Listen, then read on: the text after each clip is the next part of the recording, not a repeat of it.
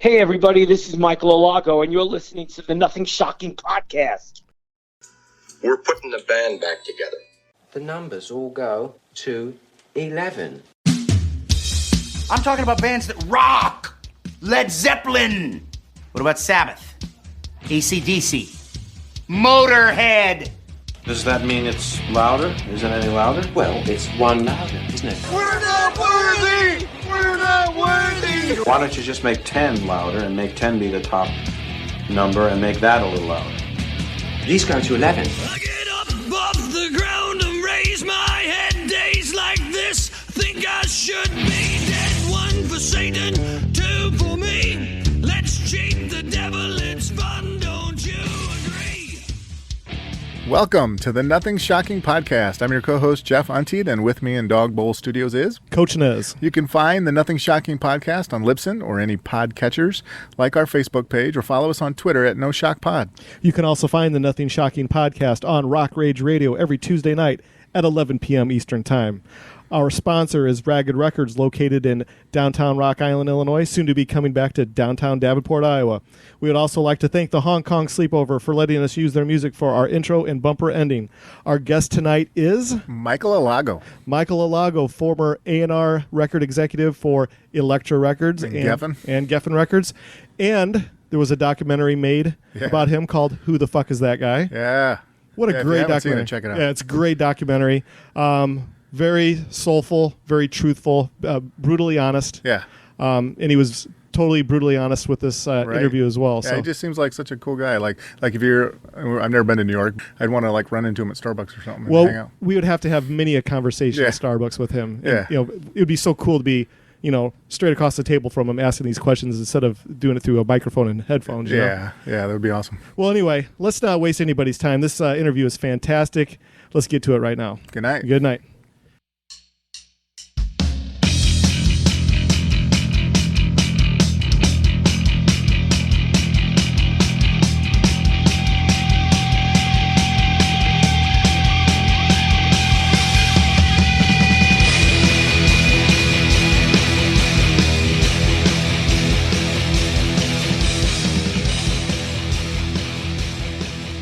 Michael, welcome to the Nothing Shocking podcast. I'd like to introduce you to my co-host, Jeff Untied. Michael, it's going to be fun to talk to you tonight.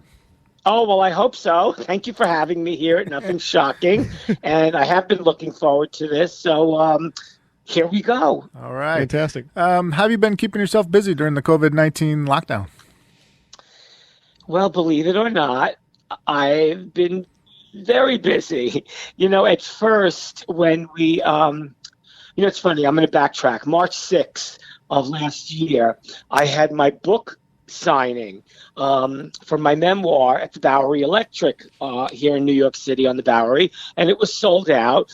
Sold out means maybe a little over 100 people. And, people bought the book, and they're hugging and kissing me, and they want to sit on my lap and take a picture. And all good. And then the following Thursday, a friend said, turn on the TV. And I was like, well, what's up? Did somebody die? Like, what's up? And, we were hearing the governor say that we are in this pandemic and that things were getting shut down. And the only reason I was pissed off at first was because me and my lawyer had tickets Thursday night of March to see the revival of Who's Afraid of Virginia Woolf. So we were like, oh no, we're not going to be able to go. Now, we joked about it a little bit because this was the first week of not knowing what was going to happen. Anyway, since then, I mostly stay at home. I watch too much MSNBC and find myself standing and yelling at the television. And this was before our new administration. And also, I love old school film noir, black and white films. So nice. I just, sit on my sofa, turn on TCM, turn to classic movies, and, anything with Humphrey Bogart or Robert Mitchum or Lana Turner or Rita Hayworth.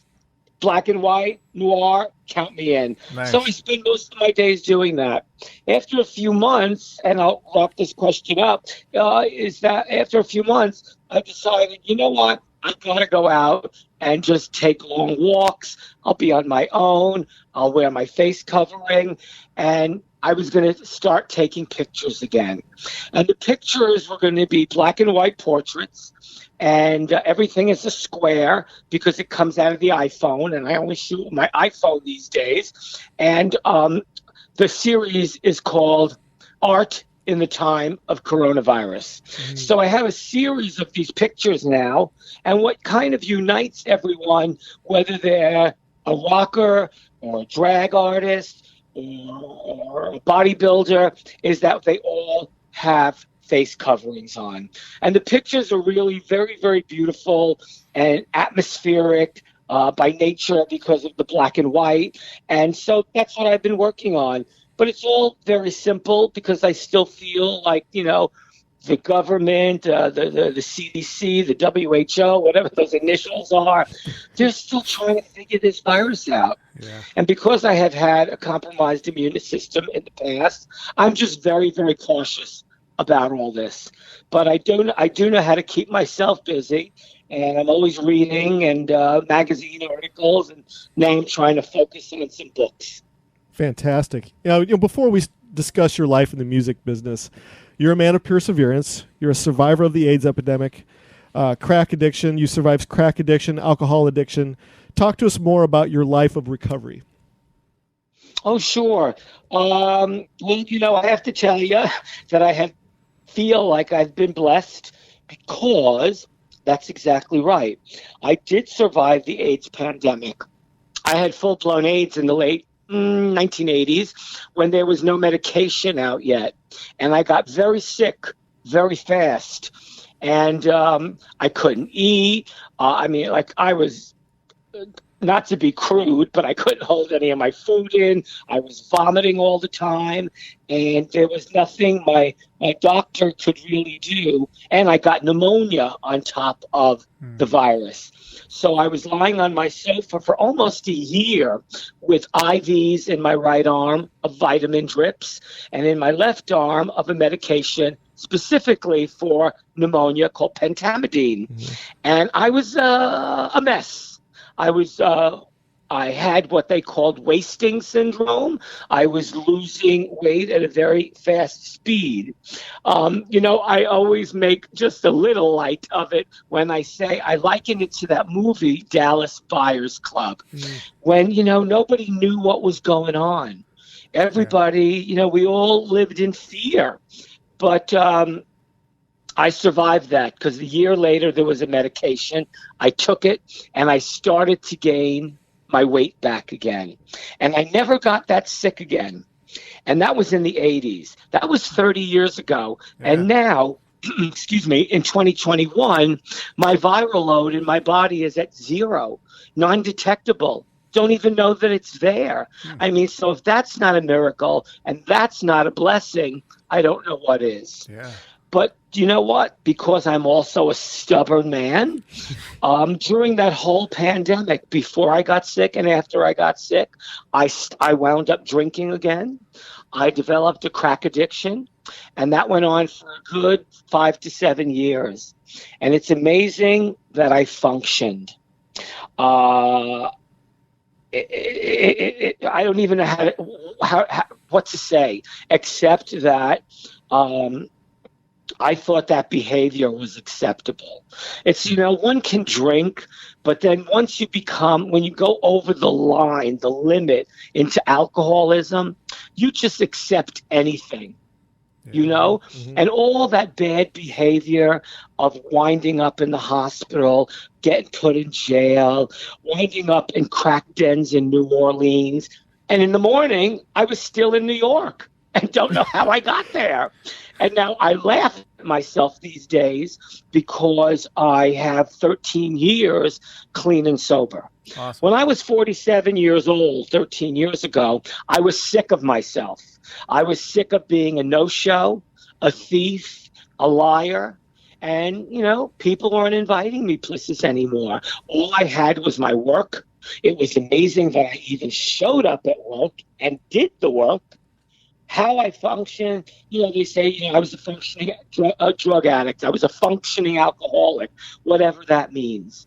All that meant is I was a machine that got the work done. And then, like I said, 13 years ago at 47, I entered a 12-step program. I decided to stay, and everything changed. My health got better. My mind cleared up. I became I became a responsible human being, a person who shows up I'm showing up for this interview. I show up for my sister Cheryl. I show up for the work that I have to do. And people now know if I ask Michael to do something, he's going to do it and he's going to be there. So that's the beauty of getting clean and sober and being of service to other human beings who, when they ask for help, I'm there to help them. And to answer the third part of your question, which I think is the third part, is we're living in this pandemic of COVID-19. Mm-hmm, yeah. Because of all those other things that I lived through, I'm very, very cautious with myself. Even though I'm a healthy HIV survivor, I still have a compromised immune system. I don't want to catch anything. And what I have found from friends is that it really is kind of easy to get, and when I say it's gotten closer to home, I don't just mean like my neighbor or the person around the corner, but a friend of mine in New York, a friend of mine in New Jersey, a girlfriend of mine in Seattle, and they got it tough. And you just got to pray, and whatever the medication or whatever their doctors say to do, they get done so that the virus hopefully leaves their body. There's still so many questions about this. So not to go on about COVID-19, except to say, as you asked at the beginning, I stay home a lot. I've taken pictures out in the street. It's too darn cold to go out there in 20-degree weather. I only go outside because I love natural light. And I'm very cautious about my body and my whole being because that's something I do not need to get. I want to stay clean and healthy, just like I've been the last 13 years. Fantastic. Your Aunt Ida was a big influence in your life. How did her presence help you in your recovery? Well, just to introduce my Aunt Ida, my Titi Ida. Titi is like aunt in Spanish. My tia. My Aunt Ida was my mom's identical twin sister. Oh, cool. She was a hoot. She was same like my mother. They were 4'10" and filled with fire.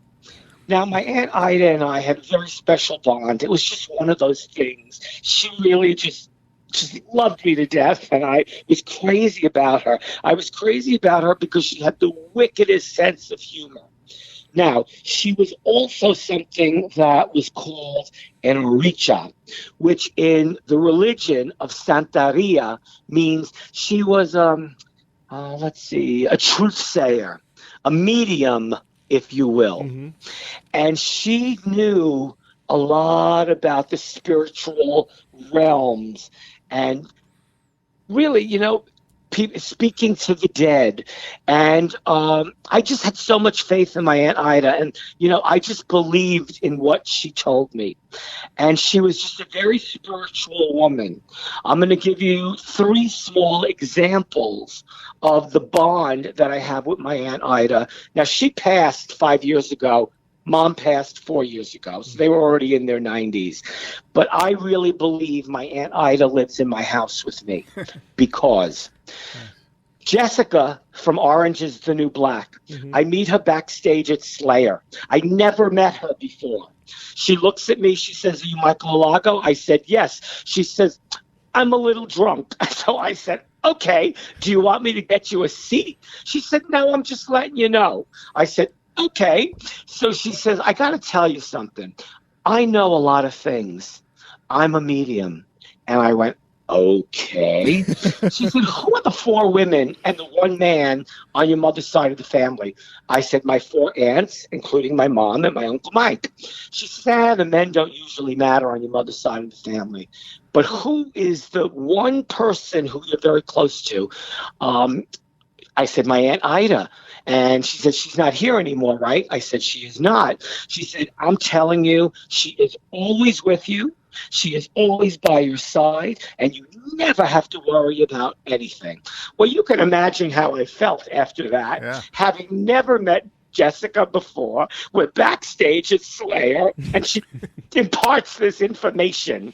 Fast forward 2 years ago, I'm in Havana, Cuba, and me and my friend Leonel go to all these like old churches, and there was a woman there, all in white. She was one of those Santeria priestesses. In her broken English, in my broken Spanish, she said, would you like a blessing? And I thought, oh, honey, I could always use a blessing. So she looked at me and she said, I know your stomach. I know you take a lot of medications. I don't know what they're for. Just be careful. And I think you're going to wind up changing your meds again, all for the better. 6 months later, I had to change my meds because I was resistant to the HIV meds I was taking. She also said to me, who practices Santeria in your family? And it was flipped out. And I said, my Aunt Ida. She said, oh, man, does she love you? And the woman said to me, in the exact way my Aunt Ida and I would close our conversations, Michael, your Titi Ida loves you. And that woman said that to me. Now, I'm crying. Yeah. My friend Leonel has his arm around me. We are in Havana, Cuba. We just got there that day. We left. I was flipped out, surprised, and filled with joy because I love my Aunt Ida. Her last name was Cologne, Colon. So we turned a corner after that, and the name of the cemetery was Cologne. All these things started happening. Yeah. I've had that happen with 3 or 4 more people. I don't need to tell you the story. You get the general gist of when you're a person who, I don't know, is open to all the possibilities in life, when you know somebody who has a 6th sense and they're there to help you. I don't know what more to say except my Aunt Ida loves me and she lives on my shoulder. I mean, and that's just also a blessing in my sobriety, that I just feel the comfort of both my mom and my aunt here with me, who I was very close to my whole life. Oh, fantastic. I love that. I love those kind of stories. Fantastic. Go ahead, Jeff. Let's change gears and get into your life in the music business a little bit. Your friendship with John Lydon has lasted over 40 years. Can you talk more about your friendship through the trials of the music business? Oh, sure, of course. I met John Lydon in 1981. I was booking a nightclub in the East Village called The Ritz, and we had Bow Wow Wow that weekend. It was a sold-out event. And they decided, Malcolm McLaren called me of all people, he was their manager, and he said, we're not coming. And I was like, what do you mean you're not coming? Well, Annabella is underage, and her mom won't let her come. I said, well, Annabella was underage when you booked the darn gig, so we'll pay for her mother to come here. Now, she tells a different story these days, but that was the story. They were not coming. So I don't know how I knew that PIL was in New York at Warner Brothers promoting their Flowers of Romance record. I didn't know John yet. I had not met him. I just was a big Sex Pistols fan. Yeah. So I called, I think it was Liz Rosenberg's office at Warner in New York, the publicity department. I talked to John, Jeanette, and Keith Levine, and I coerced them into coming to my office at the Ritz that afternoon. And I said, we have nobody to perform. They said, well, we're only here on a press junket. I said, let's figure it out. We got Keith a Prophet 5 synthesizer so he could program music into his synthesizer, and then they said they were going to show up. They found some drummer on the street, and they wanted to do performance art. Now, anybody who hasn't seen John Lydon in a very long time, a.k.a. Johnny Rotten, they want some kick-ass rock and roll, not performance art. In any event, they do a performance behind our 30-foot video screen at the Ritz, and it's all shadows and light and the beginnings of the single Flowers of Romance. And John starts taunting and teasing people that they were never coming out from behind the screen. Well, within 18 minutes, from the balcony, chairs and bottles start flying. People are pulling the 30-foot, very expensive video screen, and there was a full-scale riot. It was a shot heard around the world the next day. It was on the cover of all the British newspapers. That night, it was on the 11 o'clock news. The next morning, it was on the 7 o'clock news, and we had to shut down the Ritz. So when it was over, I had to check, make sure that everybody was okay. Security was furious with me because in 1981, they didn't have to deal with kids who wanted to jump off the stage and all that kind of stuff that we're kind of sort of used to in 2021. So I went backstage, and there was a kid there with his head split open. He could have cared less because he was sitting talking to John Lydon. I got into the dressing room, and we looked at each other, John and I. We started laughing because we had no idea that this was going to happen. Well, that night, I'm sorry to be long-winded, that night cemented the deal that we were going to be friends forever. It's been 41 years now. We've never had a bad word with each other. I wound up signing John to Electra Records in 1985. He was, and at that same time, he had 2 records. This Is What You Want, This Is What You Get, and Live in Tokyo, that Virgin was not putting out in the States for some reason.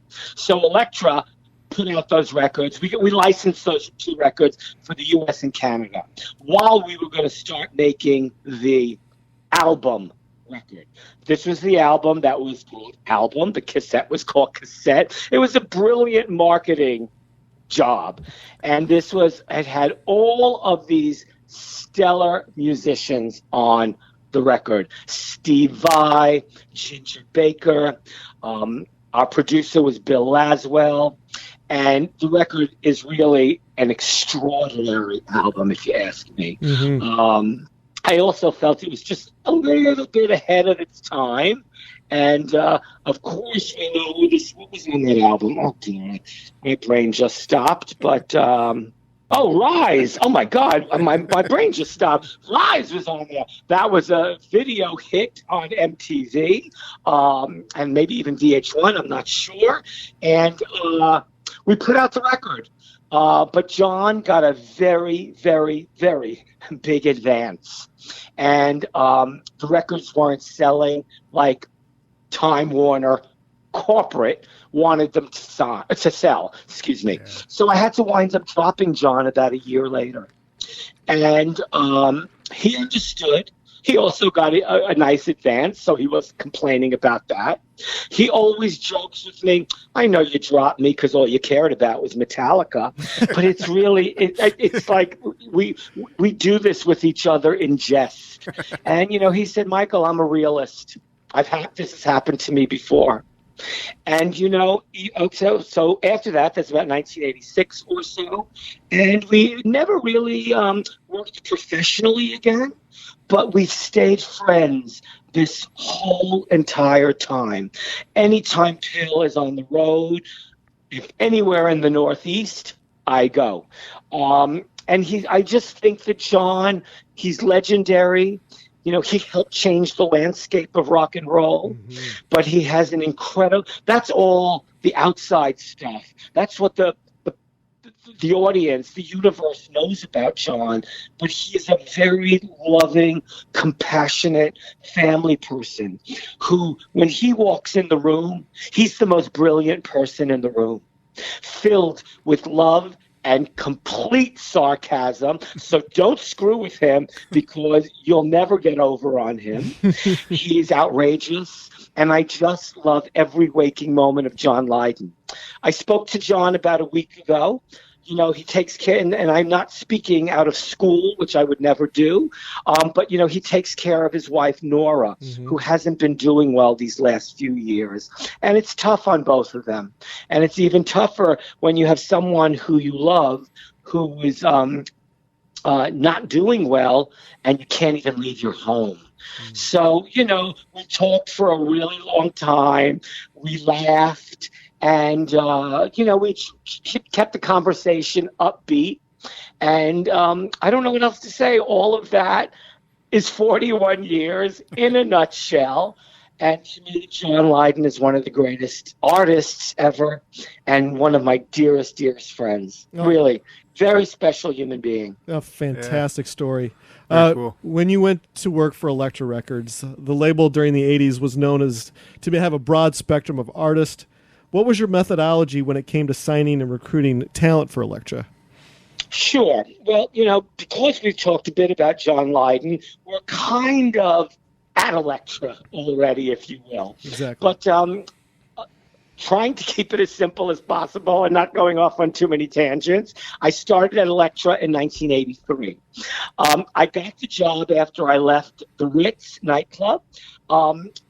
It was on-the-job training, because when our chairman, Bob Krasnow, took a meeting with him, he took a meeting with me, we talked about music. Everything from the Great American Songbook to what was going on radio and in the underground music scene in New York City. He liked me. He said, I'm going to give you a call. 2 weeks later, he said, Michael, I'm revamping Electra Records, and I want you to be in the A&R department. I said thank you. I got off the phone. I was thrilled, and I had to call a friend of mine and say, what's A&R? I had no friggin' idea. And for your audience who may not know, A&R is artist and repertoire. It is the most important department at a record company, because if you don't have stellar records that are going to sell, especially when you work for a major record label funded by Time Warner, you're out on your butt. Now, Bob Krasnow, our chairman, gave his A&R people leeway. You were either going to sink or swim, and I intended on swimming. Yeah. It was on-the-job training, and I felt that the moment I sat in my seat at my office, I was going to do good. And I held a job in the music business through all my insanity for 25 years. I was at Electra, then I went to Geffen, and then I was at Electra, and then I went back to Geffen. Don't ask. That's 20 years right there. Yeah. Then I went to work for 1 minute at Uni, which was a revived label distributed by Universal. I signed Swans there, and we made the most beautiful, majestic record called The Burning World. And again, I used Bill Laswell for that record. Now, they may not love it, Swans, as much as I love it, but it is a gorgeous, gorgeous, gorgeous record. Really beautiful, very quiet. You will never hear Swans like that ever again. So for me, and this is not really, may sound like egotistical, but I really don't have an ego, but I knew I was going to do great. I only wanted to work with artists that were not good, because good is a dime a dozen, but great. Great to me, and we can backtrack or talk about these artists if you like before the end of the interview. I knew Metallica were great. I knew for years Nina Simone was great. Hadn't made a record in 10 years. She was my idol. I was going to bring her out of the darkness into the light again. I knew that when Cyndi Lauper called me, I was going to say yes. And I executive produced A&R 2 of her albums in 2009 and 2010. I knew when Rob Zombie said to me in a cold, dank box of a bar where I signed them, and they had no songs. It was noise. It was complete and utter noise, which I loved, and I related to the noise because it's just my style. But I knew that this guy was going to be huge. And he said, Michael, we're going to be big and I'm going to make films. I said, I believe you. And I signed him to Geffen Records.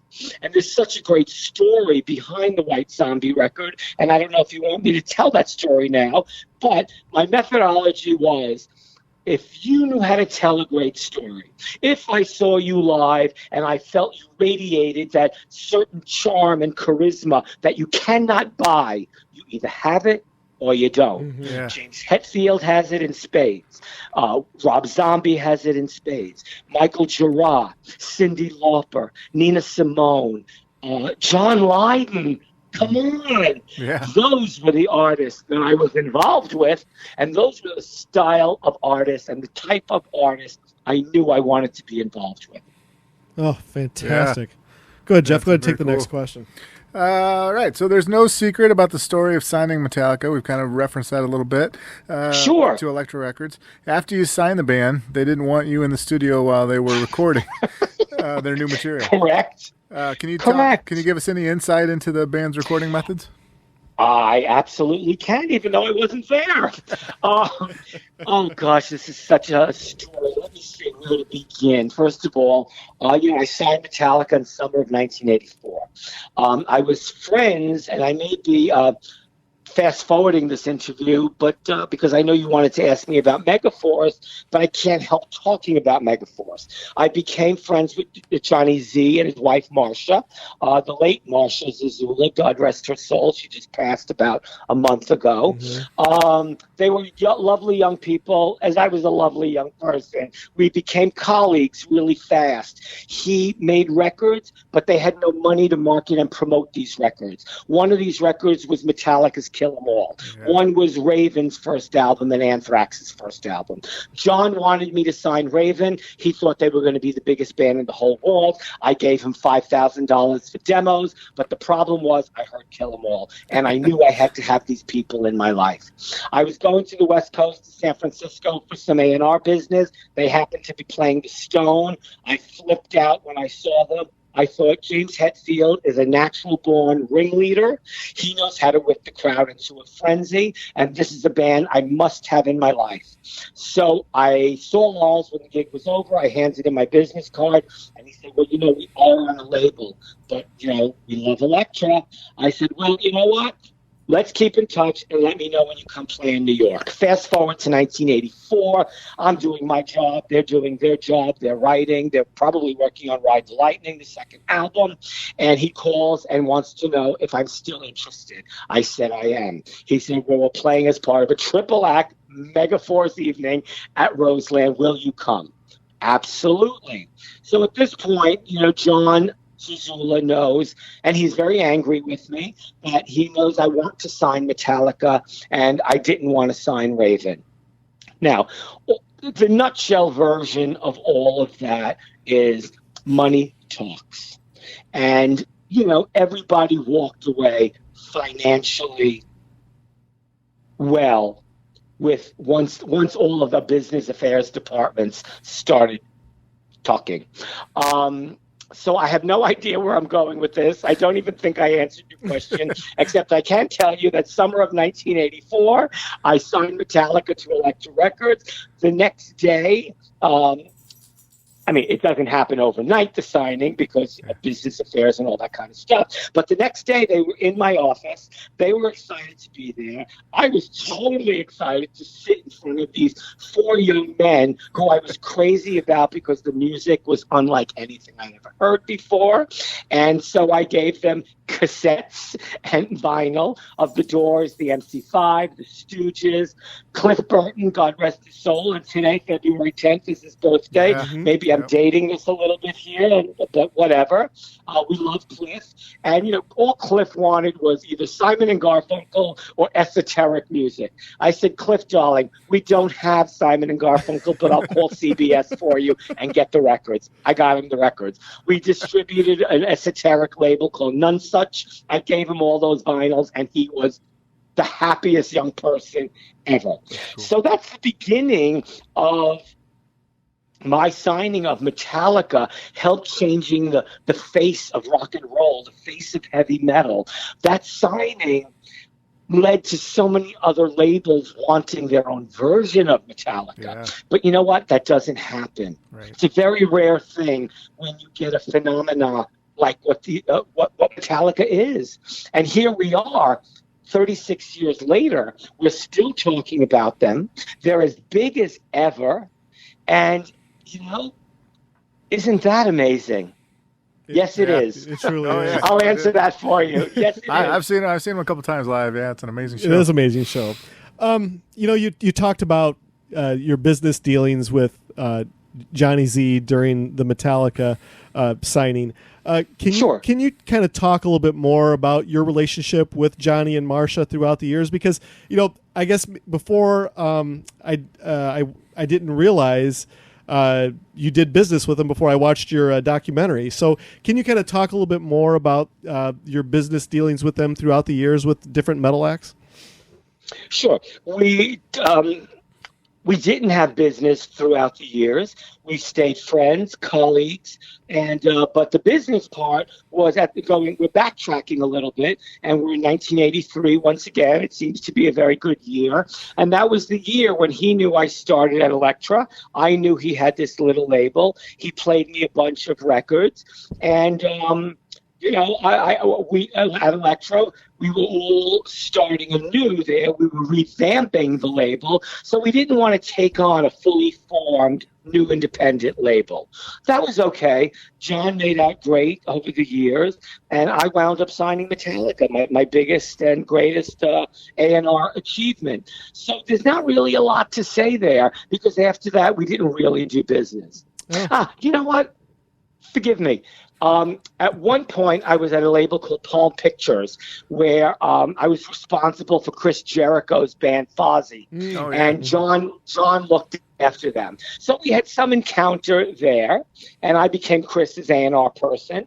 And but like I said, there wasn't really much more to talk about. And I think when people who love heavy metal, that audience knows about Megaforce. That audience knows, and it's been written over the last 30 years about my signing of Metallica to Electra.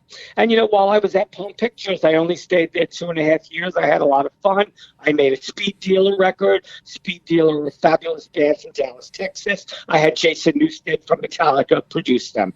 Also, I worked with a band from Chicago called Local H. I made a record with them, and I had Jack Douglas produce that record. And then after that, I left. I was sick and tired of the business. It was 2005. I was not feeling kind of well again, and I just thought, 25 years of this insanity that almost killed me, the ups and the downs, I survived it all.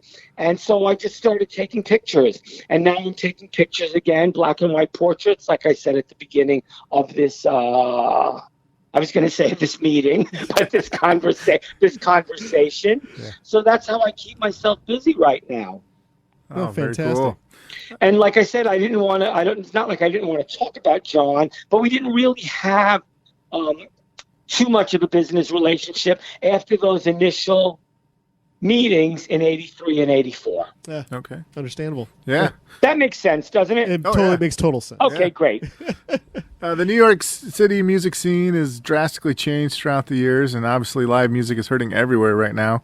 Can you talk to us a little more about the New York City music scene of the past versus now?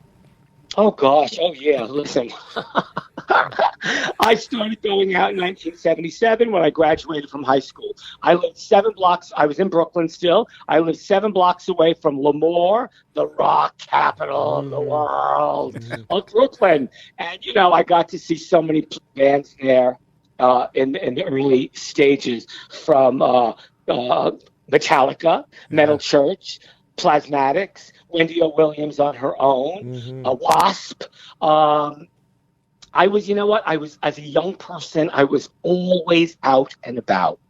Then I discovered a publication called The Village Voice.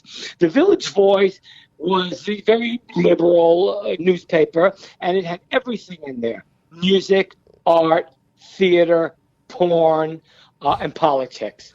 I could have given a darn about the politics, but I loved everything else that newspaper had to offer. Awesome. And I found an ad one day for a club called CBGB.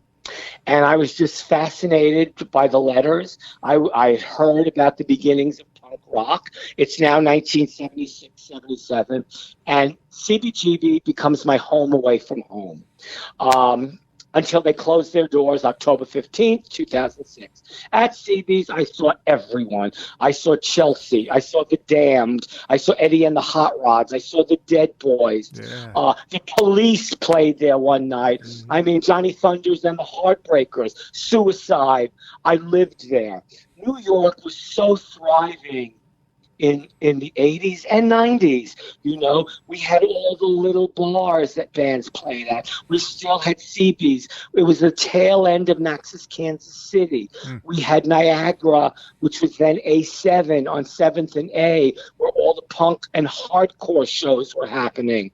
And New York, as you all know, New York has always been a place that has thrived with music. Yes. And if we're fast forwarding to right now, oh boy, you know, the music industry and live music, it's all at a standstill.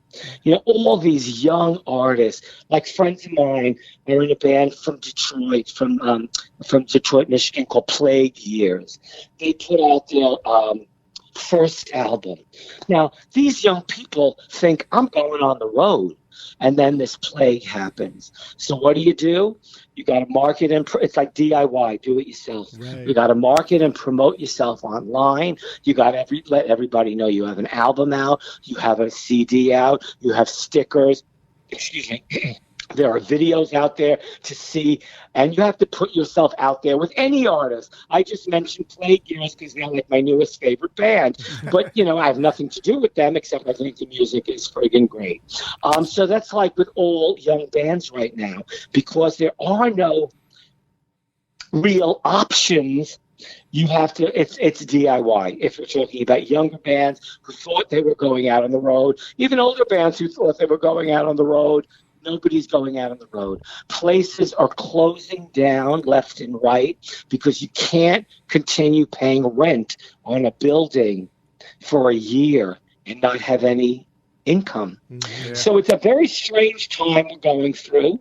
As we all know, if we listen to the news, whether you're listening to the BBC or the CNN or any of that kind of stuff, there's a vaccine they're talking about. But, you know, with everything going on, how the virus spreads, all of this stuff, there's so many variables, there's so many question marks that, in just my humble opinion, I don't think we're going to have any live music until the beginning of next year. Exactly. I don't know what it's going to be like this summer. I don't know if people are going to be afraid to go out there, even though we're dying to go hear live music. Mm-hmm. We're dying to have AC/DC go on the road. You know, we're dying to have all of our favorite bands out there so we could flip out and have a great time.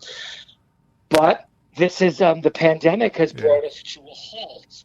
And, you know, I hope all the time that this vaccine is really the help that we have been looking for this past year, so that venues will open up again. Everyone will figure, okay, it's safe to go back out on the road.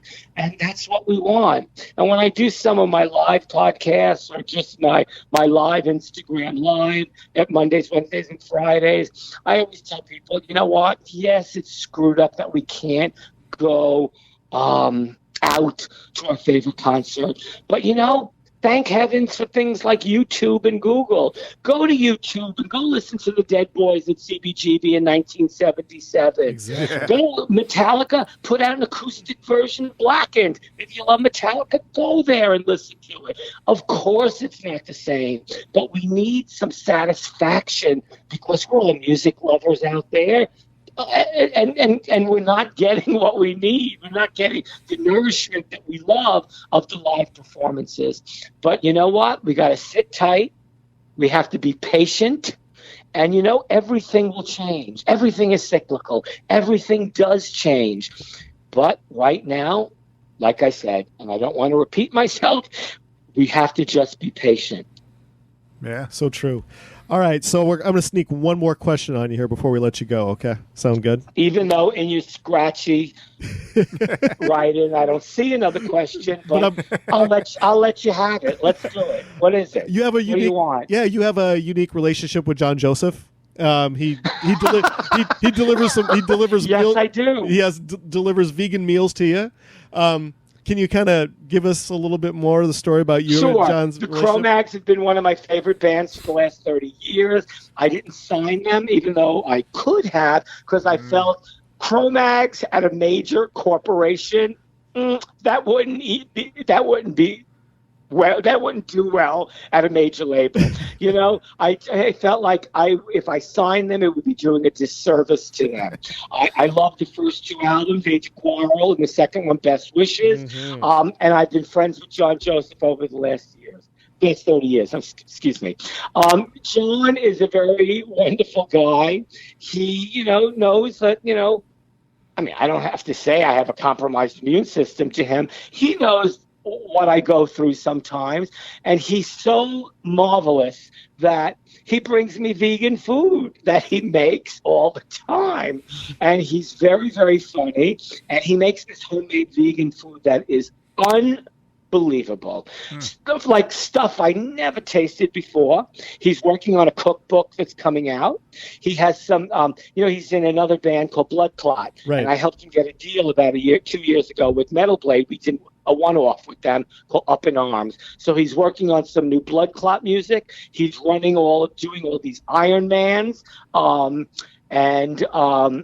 he's always at my house in my lobby. I meet him because of the pandemic. Right. I meet him in my lobby, and he gives me my food, and we make these hilarious videos that are like 2-minute videos, and it's him just cursing his way through the videos, explaining the effing Thai noodles and the effing yellow rice, and it's a food. John is really amazing. He's a very dear friend of mine. He's a very spiritual human being. And you know what? Who doesn't love the Cro-Mags?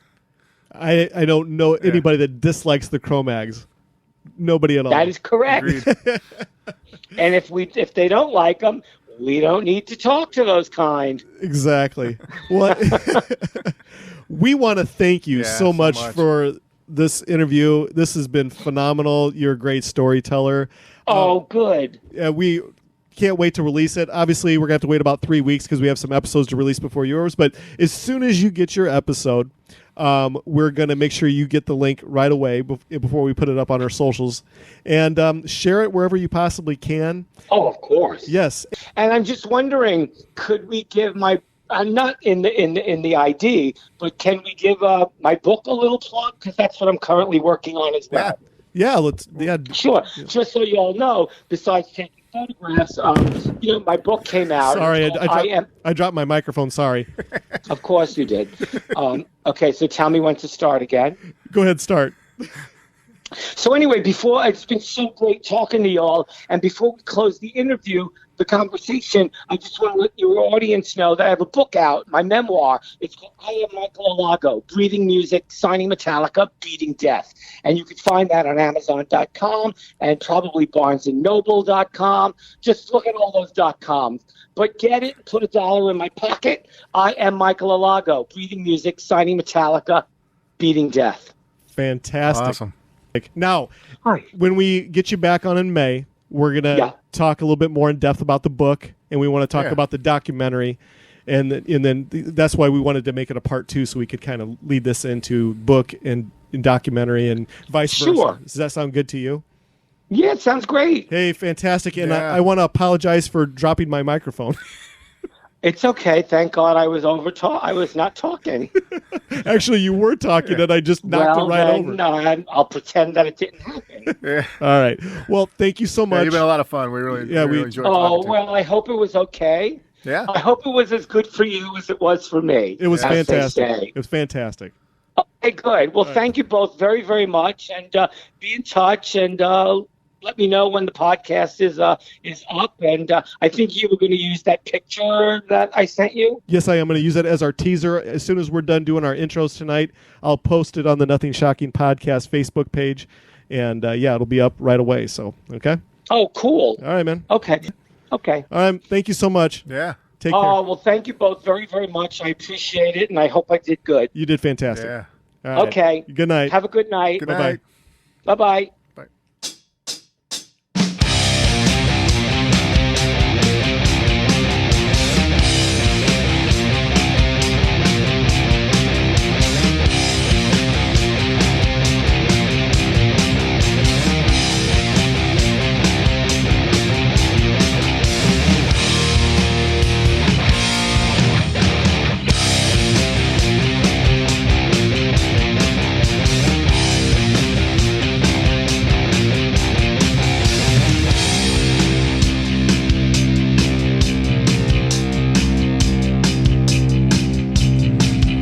Everybody hides at home inside their nest of snakes. Everybody grinds the stone and makes their own mistakes. Hide in the headlights, fight the grip of fear. You can make your dreams come true, but you just can't do it here.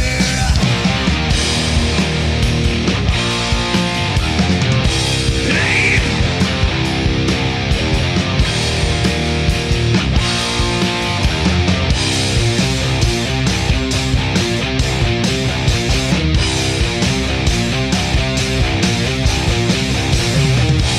Everybody eyes the gun and screams inside their head. Everybody bites their tongue and pays their bills instead. Hide in the spotlights, fight the grip of death. You can have the air you need, but you best not take one breath.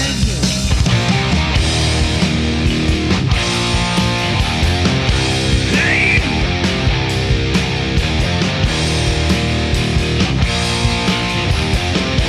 Roll the dice.